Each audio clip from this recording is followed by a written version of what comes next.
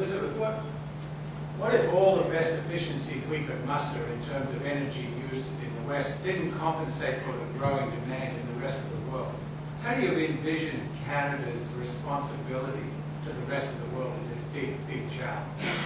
Okay. Thanks, Colin. The efficiencies are huge in potential. I just mentioned one quick stat from Amory Lovins. Simply ensuring that every electric motor in the United States of America was properly sized for the job it was doing could cut electricity use in the U.S. in half.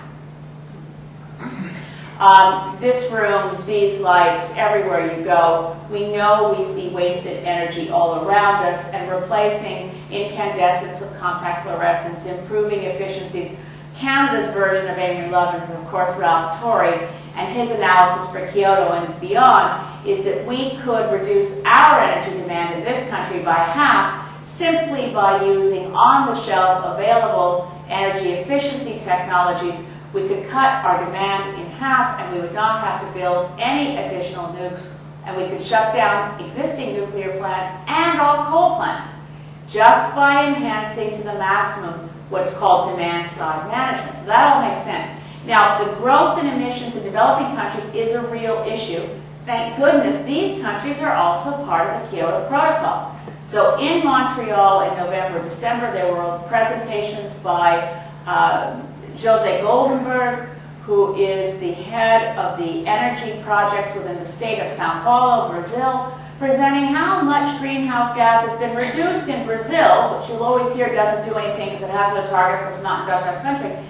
They virtually eliminated the use of petroleum gasoline in Brazil and replaced it with a very good substitute that is not, it doesn't have a lot of upstream energy impacts the way that corn ethanol does. They're using sugarcane ethanol. Brazil's doing a lot. China is recognizing that the immediate acute impacts of pollution are a significant limit on its growth. As a matter of fact, I saw in the newspaper today, they estimate the cost to the Chinese economy of being $300 billion a year. They're beginning to address it. China has quite advanced programs for using photovoltaic cells in remote Chinese villages for electrification.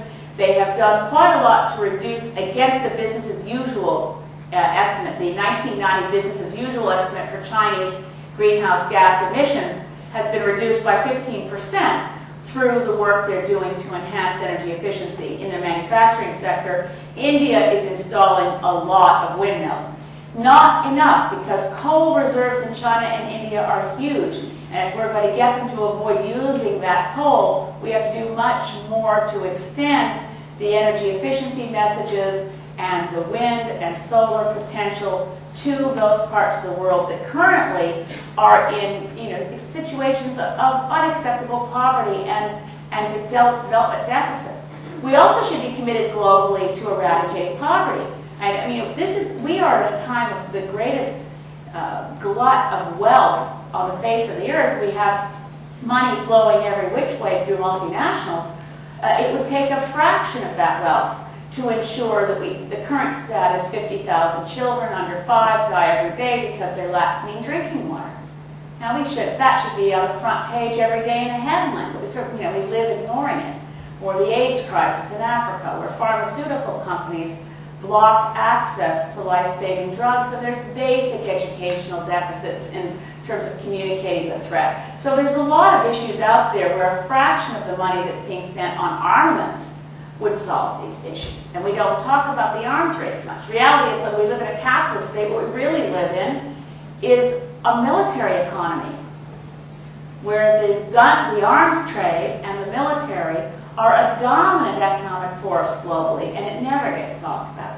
So anyway, we can definitely work with developing countries to get them on a sustainable path because they're farther along that path now than the rhetoric from Stephen Harper and George Bush would let you know. Question over here. Elizabeth, you said it was 14 years since Rio? Yeah. I was just remarking upon the fact that the political